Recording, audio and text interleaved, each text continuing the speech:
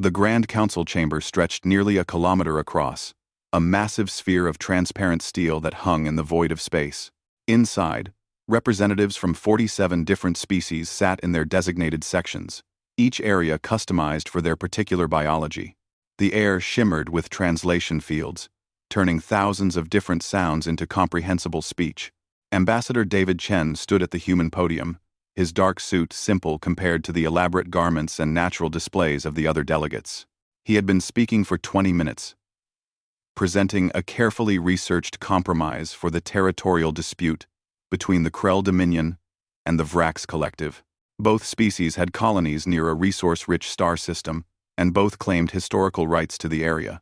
The proposal divides the system based on actual colonial presence and resource needs, Chen explained, his voice calm and measured. The Krell maintain their mining operations on the inner planets. The Vrax keep their agricultural stations on the outer moons. The middle planets remain neutral territory, managed by Council oversight. This preserves both species' interests, while preventing conflict. The Krell ambassador, a massive creature covered in thick armor plates, released what the translators rendered as contemptuous laughter. The humans speak again of compromise. How typical of a species that has never won a real war. Several other delegates made sounds of agreement.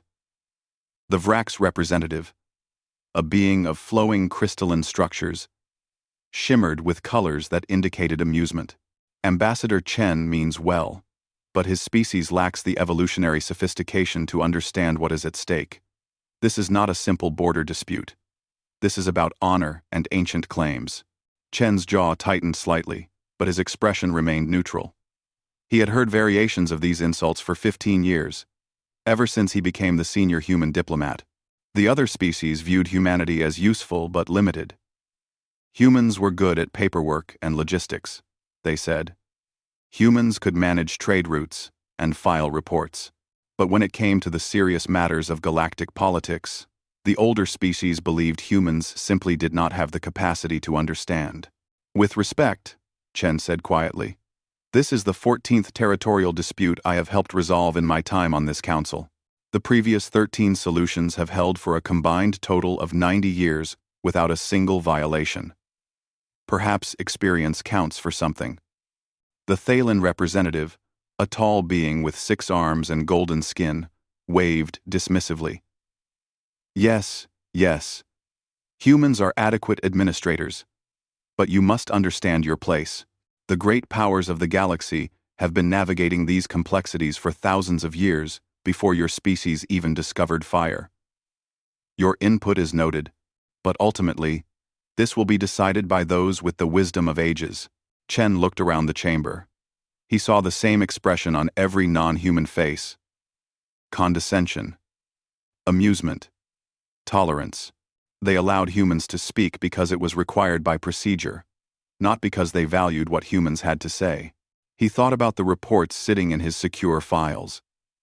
Intelligence assessments his government had compiled over the decades. Military analyses.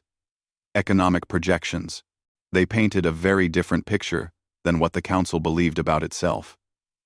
But every time humans tried to share these insights, they were dismissed as paranoid or naive. Chen made a decision. He had been considering it for months, and his government had given him full authority to act when he judged the moment right. That moment was now. I see, Chen said. He straightened his jacket and looked directly at the Council President, a wise and ancient being from the Quellan species. Then humanity withdraws from the Galactic Council, effective immediately. The chamber fell silent. The constant background noise of translation fields and environmental systems suddenly seemed very loud. Excuse me, the Council President said, leaning forward. Ambassador Chen, surely you are not serious. Completely serious, Chen replied. Humanity also withdraws from all mutual defense pacts, trade coordination agreements, and joint scientific programs. We will honor existing private contracts between human and non-human entities, but all government-level cooperation ends now. The Krell ambassador laughed again. This is a negotiating tactic. Humans always were. Overly dramatic. Chen ignored him. All human personnel will depart. Council space, within 72 hours. All human military vessels will return to our territory. All human merchant ships operating under Council trade agreements will cease operations and return home. We will maintain diplomatic relations at a minimal level, but humanity will no longer participate in Council affairs. You cannot be serious, the Vrax representative said, though now its colors showed confusion rather than amusement. What will you do? Isolate yourselves? We will do what you have consistently told us we are best suited for, Chen said. We will manage our own affairs and leave the complex matters of galactic politics to those who believe they understand them better. The council president stood, which was a rare gesture that commanded attention. Ambassador Chen, please, if there have been misunderstandings or if you feel humanity has been treated unfairly, we can discuss this. There is no need for such drastic action. This is not a negotiation, Chen said. This is a notification. For 50 years, humanity has served on this council. We have proposed solutions, offered assistance, and tried to help prevent conflicts. For 50 years, we have been told we do not understand. We are too young. We are too simple. You wanted to handle galactic affairs without meaningful human input. Now you will get exactly what you asked for. Chen gathered his tablet and briefcase. My government thanks the council for the opportunity to serve. We hope you find the wisdom you seek. This session is the last time you will see human representatives in this chamber. He walked toward the exit. Behind him, the chamber erupted in noise. Some delegates were shouting questions. Others were demanding he return. A few were already calling their home governments.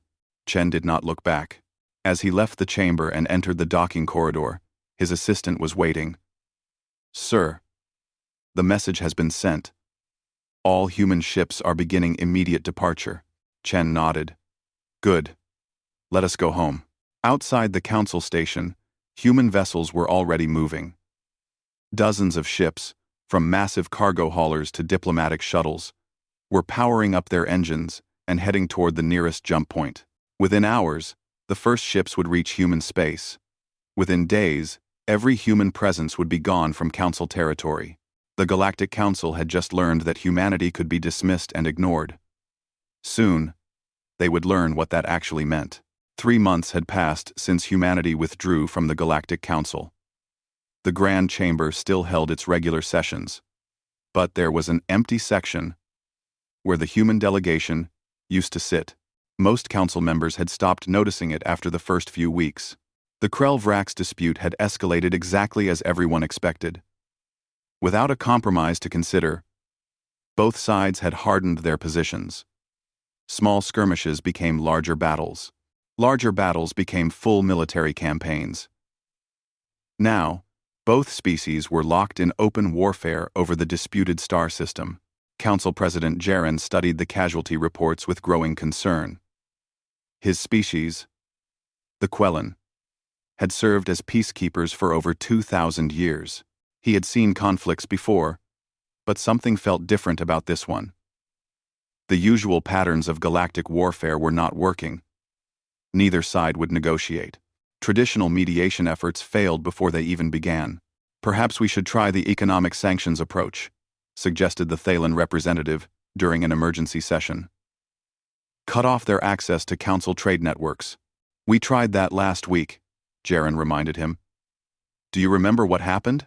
The Thalen representative's golden skin darkened with embarrassment. Oh, yes.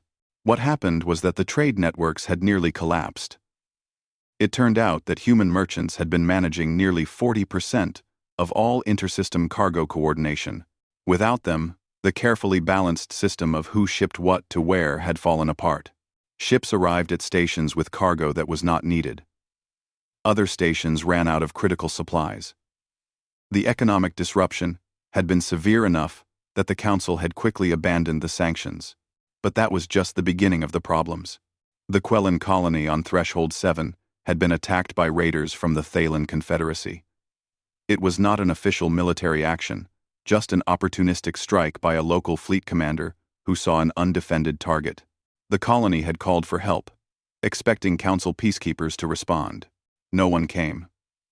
The peacekeeping forces were spread too thin, responding to a dozen other small conflicts that had suddenly appeared across Council space. Conflicts that, Jaren realized too late, humans had been quietly preventing for decades. A word in the right place, a warning to back down, a reminder of consequences. All gone now. The colony on Threshold 7 had been evacuated, but not before significant casualties. The survivors were angry and demanding answers about why their government could not protect them.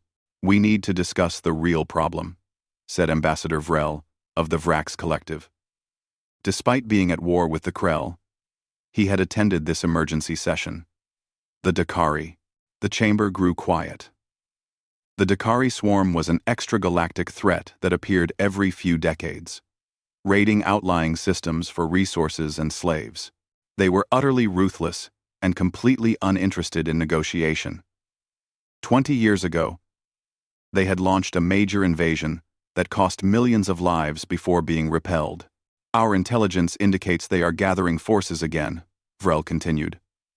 "Their scout ships have been detected at 3 different locations along the outer rim.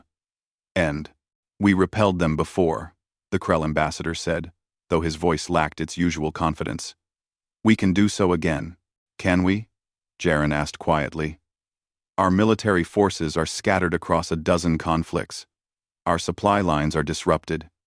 Our coordination is poor, and we are about to face an enemy that does not care about honor or ancient claims or any of the things we spend our time arguing about." He pulled up a tactical display that showed the current disposition of Council military forces. Red markers showed active conflict zones. Blue markers showed defensive positions. There were far more red than blue, and the red ones were spread across vast distances.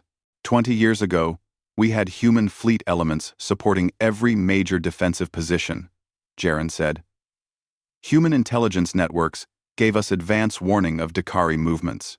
Human tactical advisors helped coordinate our response. I have been reviewing the classified records. Do you know who actually designed the defensive strategy that defeated the Dakari last time? Silence. A human admiral named Torres, Jaren said, working with a human intelligence analyst named Park. The plan we all celebrated as a triumph of Council military genius was created by 2 humans, working behind the scenes, never taking credit. That cannot be true. The Thalen representative protested. We would have known.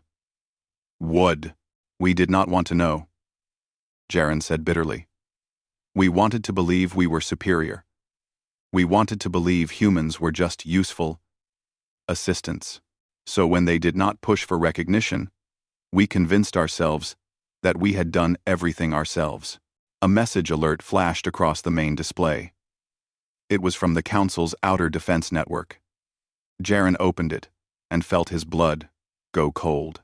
The Dakari have attacked Colony World 17, he announced. Full invasion force. 3 billion inhabitants. Send the defense fleet, the Krell ambassador commanded. What defense fleet? Jaren asked. The nearest significant force is 6 days away, and they are currently engaged in your war with the Vrax. We can send light cruisers, but they will not arrive in time, and they will be vastly outnumbered. He did not need to say what that meant. Everyone in the chamber understood.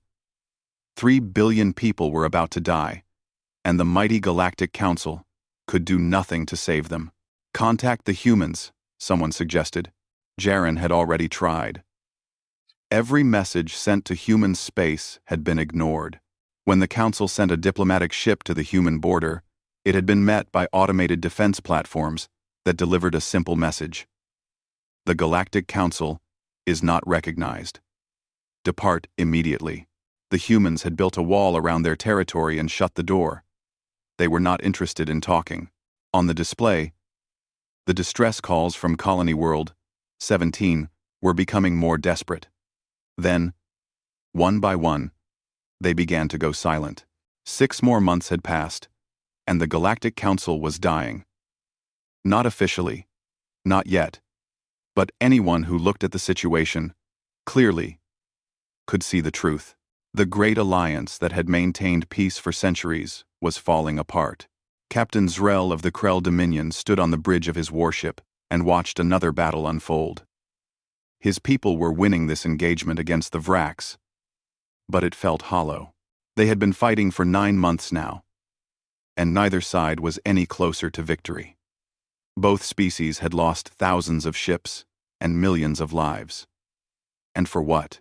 A star system that was now so devastated by warfare that it was barely worth claiming. He thought about the human ambassador who had proposed a compromise. At the time, Zrel had agreed with his government's dismissal of the plan. Humans were weak, everyone said. They did not understand real conflict. But now, watching another Krell cruiser explode under Vrak's fire, Zrel wondered if maybe the humans had understood something his people had missed.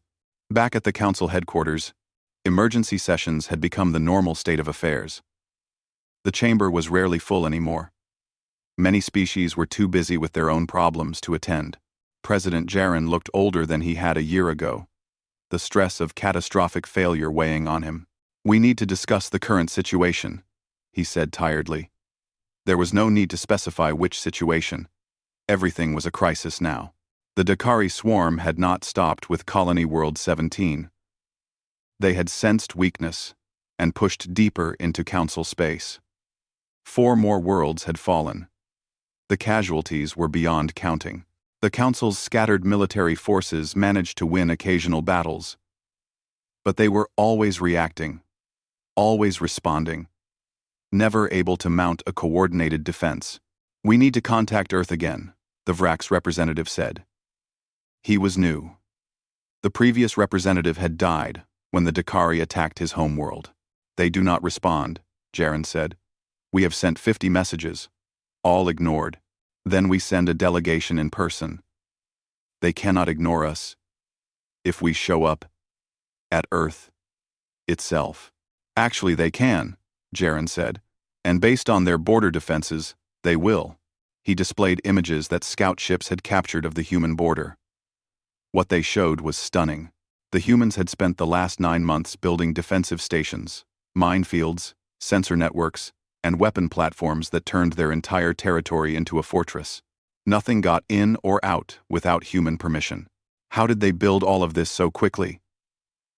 someone asked. A young Quellan analyst named Prin had been studying that question. She stepped forward nervously. "I have been reviewing historical records. With permission, I would like to share my findings." Yaren nodded. "Humans have been preparing for this for at least 20 years, Prin said. "I found evidence of massive military construction projects in human space that we never paid attention to. We thought they were just building normal defense forces. But the scale was far larger than needed for simple defense. They were preparing for isolation. With one people to est, she pulled up files that showed human military production over the decades. Ship construction, weapons development, strategic resource stockpiling. The numbers were staggering. There is more," Prin continued. "I accessed classified council military records. It required special permission, but President Jaren approved. What I found was disturbing. Every major council military victory in the last 50 years had significant human involvement. Not just support or assistance, actual leadership." She displayed battle plans, tactical analyses, and after-action reports. Document after document showed human fingerprints on council military success. Human admirals commanding mixed fleets. Human intelligence officers providing critical information. Human strategists designing winning plans. "The Battle of Karn Nebula, where we defeated the Thalen Rebellion," Prin said, "planned by human Admiral Chen. The defense of Vrax Prime against pirate raiders, coordinated by human Commander Washington. The containment of the Krell Nexus border war 15 years ago, negotiated by human diplomat Martinez. 1. She kept going. The list was long. Too long. But we won those battles. the Krell ambassador protested. Our forces, our ships. Yes, Prin agreed. Your forces, your ships, following human strategies, supported by human logistics, guided by human intelligence. Humans let you take the credit. They seemed happy to work behind the scenes. But they were the reason you won. The chamber was silent as the implications sank in. There is one more thing, Prin said quietly. I found a sealed file from Ambassador Chen, left behind when humanity withdrew. It is dated 10 years ago. He marked it to be opened only in the event of humanity's departure from the Council. Open it, Jaren ordered. The file appeared on the main display. It was a detailed analysis of galactic, political, and military trends. Chen had predicted everything. The escalation of the Krell-Vrax dispute, the outbreak of multiple regional conflicts, the timing of the Dakari invasion, the Council's inability to respond effectively. All of it was there, written a decade before it happened. The last page was a simple message. The Galactic Council has forgotten how to work together because humanity has been doing that work for you. You have forgotten how to win wars because humans have been winning them for you. You have forgotten how to make peace because humans have been making it for you. We warned you many times. You did not listen. When you are ready to learn, we will be waiting. Send a delegation to Earth, Jaren said. I do not care if they shoot down the ship. We need to try. 2. The delegation was assembled quickly. They chose the Vrax representative who had insulted humanity at that final session. It seemed appropriate. If anyone should apologize, it should be him. The delegation's ship jumped to human space and approached Earth's solar system. What they found shocked them. The system bristled with defenses that made the border stations look primitive. Massive orbital fortresses surrounded every planet. Patrol fleets moved in perfect coordination. Sensor networks covered every approach. This was not the military of a weak species. This was the military of a people who had been preparing for war while pretending to be peaceful administrators. A message came through. State your purpose. The Vrax representative spoke carefully. We come to request an audience with human leadership. The Galactic Council needs help. We were wrong to dismiss you. Please, let us speak. There was a long pause. Then, you will be allowed to approach Earth. Any deviation from the designated flight path will result in your destruction. Any attempt at deception will result in your destruction. Any hostile act will result in your destruction. Proceed. 2. The delegation's ship followed the flight path to Earth. As they descended toward the planet, they looked out at a world that had transformed itself into something they had never imagined humanity could build. The Council had made a terrible mistake. The question now was whether humanity would give them a chance to fix it. The delegation met with coordinator Sarah Torres in a simple conference room in Geneva. Torres was a former admiral, now in charge of humanity's defense planning. She was in her 60s, with gray hair and eyes that had seen too many battles. She did not offer the delegation refreshments or small talk. She simply sat down and waited. The Vrax representative, whose name was Kellen, had rehearsed this moment during the entire journey. Now, sitting across from this quiet human woman, all his prepared words seemed inadequate. Coordinator Torres. Thank you for seeing us, he began. The Galactic Council has sent us to formally request human assistance with the current crises. We also wish to deliver an official apology for our past treatment of humanity. Torres said nothing.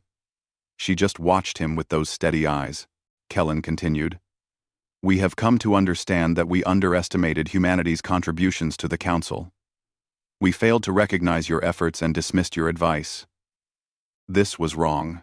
The Council is now facing catastrophic threats that we cannot handle alone. We need help. 3,000. We need help. Specifically, you need us to save you from the Dakari swarm, Torres said. It was not a question. Yes, Kellen admitted. But not only that. We need help ending the various conflicts that have erupted. We need help rebuilding our trade networks. We need help coordinating our defenses. We need everything that humanity was quietly providing before. Everything we were providing while being mocked and dismissed, Torres said. Kellen's crystalline structure shifted to colors of shame. Yes. We were arrogant and blind. Many species are paying the price for that arrogance. Colony World, 17. Colony World, 23. 4 other worlds. Billions dead. Because we could not protect them. Torres stood and walked to the window. Outside, they could see the city, and beyond it, the defensive installations that ringed the planet. Do you know why we built all of this? Torres asked, gesturing to the defenses. It was not because we were afraid of the Council. It was because we knew this day would come. We knew that eventually, you would realize you needed us. We needed to be ready for that moment. She turned back to face the delegation. But we also needed you to learn a lesson. You needed to understand what the galaxy looks like without humans constantly fixing problems and preventing conflicts. You needed to feel the consequences of your arrogance. We have felt them, Kellen said quietly. Billions have died. Yes, Torres agreed. And that is terrible. But do you understand why it happened? It is not just because humans were not there to help. It is because the entire council structure is broken. You species have forgotten how to work together because you are so focused on your own superiority. You have forgotten how to compromise because you view it as weakness. You have forgotten that peace requires constant work. She sat back down. Ambassador Chen left you a file. Did you read all of it? Yes. Kellen said. He predicted everything. Not everything, Torres corrected. He predicted what would happen if the current trends continued. But he also outlined what needed to change. Did you read that part? Kellen nodded. He called for complete restructuring of council governance. Equal voice for all species regardless of age or power. Mandatory conflict resolution protocols. Transparent military coordination. Humans serving as permanent mediators. That is what we require, Torres said. Not as payment for our help, but as a foundation for a council that can actually function. We will not return just to have the same problems repeat in another 50 years. The council has discussed this, Kellen said. There is support for these changes. But some species are resistant. They see it as humans seizing power. Torres actually smiled at that. We withdrew from power.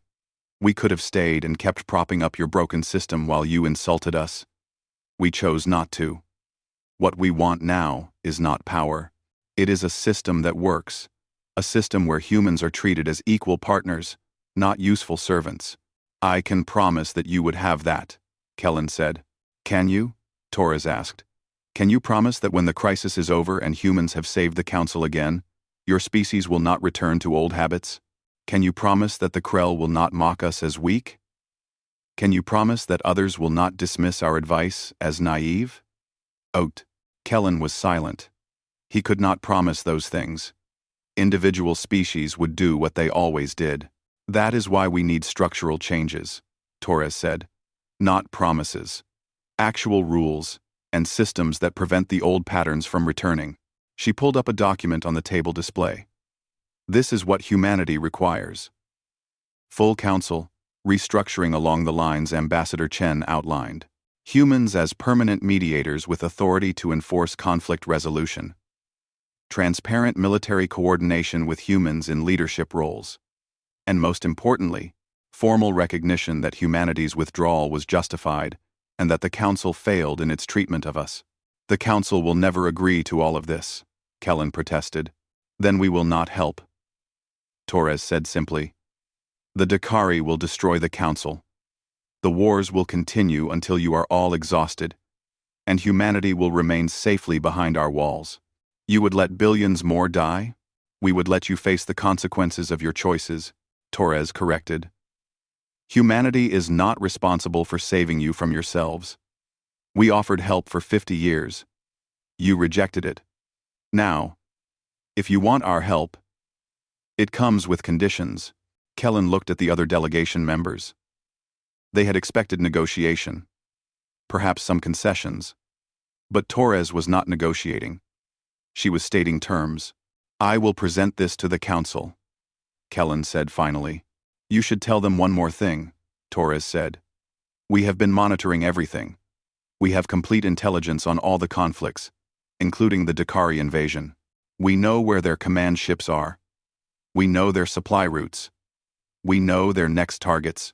We have battle plans ready that could end their invasion in days, rather than the years your military estimates predict." She leaned forward. "Our ships are already in position. They have been for weeks, hidden and waiting. We can deploy immediately, but only if the council agrees to our terms. Otherwise, we continue waiting while you continue losing." "You have been watching us suffer while being able to help?" Kellen asked, his colors shifting to anger. "We have been waiting for you to ask properly," Torres said. "There is a difference. You can be angry about that if you wish. But remember who withdrew from whom. Remember who was dismissed and mocked. Remember who tried to warn you about all of this." She stood, indicating the meeting was over. "Take our terms to the council. You have 72 hours to decide. After that, our offer expires, and we return to our policy of isolation." The delegation left, carrying humanity's ultimatum back to a council that had no choice but to accept. Document 5. The council chamber had never been so full. Every species had sent their representatives, even those currently at war with each other. The decision before them was too important for absence. Either accept humanity's terms and be saved, or reject them and face destruction. President Jaron looked older than ever as he called the session to order. The debate had been raging for 2 days. Some species wanted to accept immediately. Others resisted, giving humans so much authority. But as the deadline approached, reality was setting in. The Dakari had attacked another world. The casualties kept mounting. The Council's own military forces were exhausted and scattered. Without human help, the projection was clear. Within a year, the Council would cease to exist as a meaningful alliance. "We will now vote," Jaron announced. "All in favor of accepting humanity's terms for restructuring." One by one, the votes came in. Some enthusiastic, some reluctant, but all in agreement. The vote was unanimous. The Council had no choice. "Then I officially invite humanity to return to the Galactic Council under the new structure," Jaron said. "May this be the beginning of a true alliance." The response from Earth was immediate.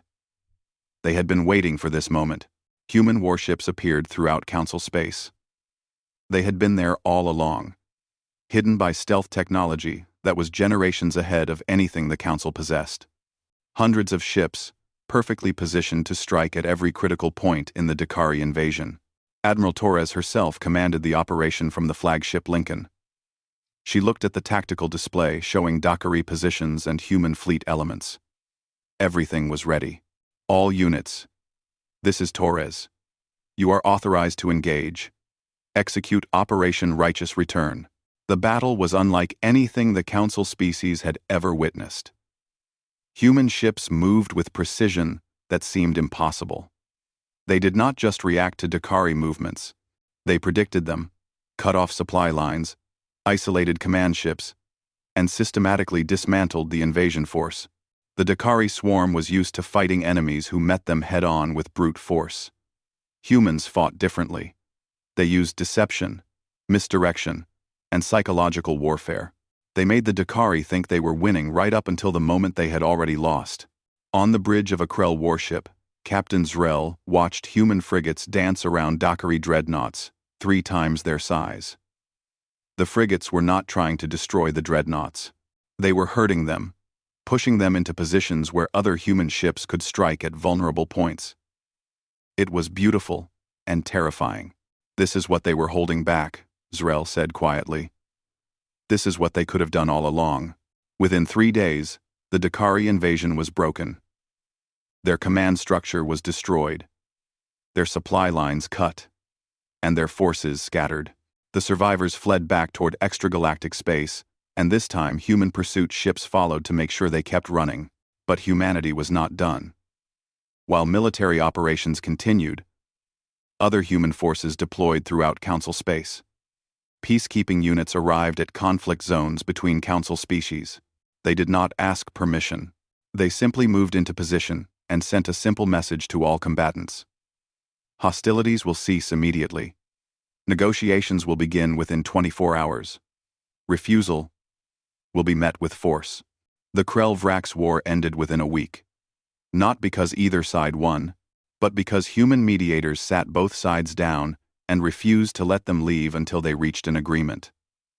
The agreement was very similar to what Ambassador Chen had proposed a year ago. Other conflicts ended just as quickly. Human forces were everywhere, not conquering or controlling, but stopping fights and enforcing peace through overwhelming presence. Within a month, the galaxy was more stable than it had been in years. The Council reconvened, this time in a new chamber that had been redesigned to emphasize equality. The human section was not larger than others, but it was positioned centrally, where everyone could see it. Ambassador David Chen returned to the Council. But his title was different now. He was the Supreme Arbiter, the head of the new mediation system. He wore the same simple suit he always had. But now, when he spoke, everyone listened. "We are here to build something better," Chen said at the first session of the Reformed Council. "Not a system where some species dominate others, not a system where might makes right, but a system where all voices are heard and all perspectives are valued." He looked around the chamber, making eye contact with representatives from every species. "Humanity withdrew because we needed to show you what the galaxy looks like without us, not because we are superior, but because you had forgotten how to do these things for yourselves. You relied on us so completely that you stopped developing your own abilities. The new council will be different. Humans will serve as mediators, but you will do the work. We will not fix your problems for you. We will help you fix them yourselves. We will not win your wars for you. We will help you avoid wars entirely." The Vrax representative, Kellen, stood.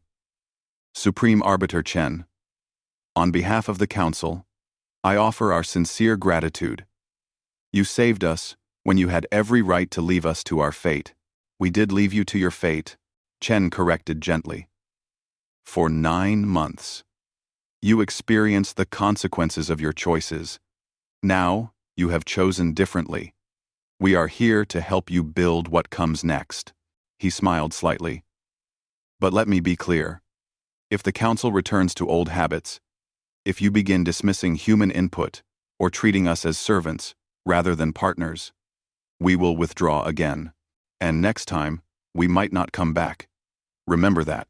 The chamber was silent. It was not a threat, exactly. It was a reminder. Peace was a choice. Cooperation was a choice. The Council could choose unity or chaos. Humans would support the first option, but they would not prevent the second one. President Jaron stood. "Then, let us choose wisely. Let us build a council worthy of all our species." 1 year later, the galaxy had changed. The Reformed Council actually worked. Disputes were resolved through mediation rather than warfare. Trade networks functioned efficiently. The military forces were coordinated and effective. Human ships patrolled alongside vessels from every other species, partners rather than saviors. Ambassador Chen sat in his office, reviewing reports. There were still problems, of course.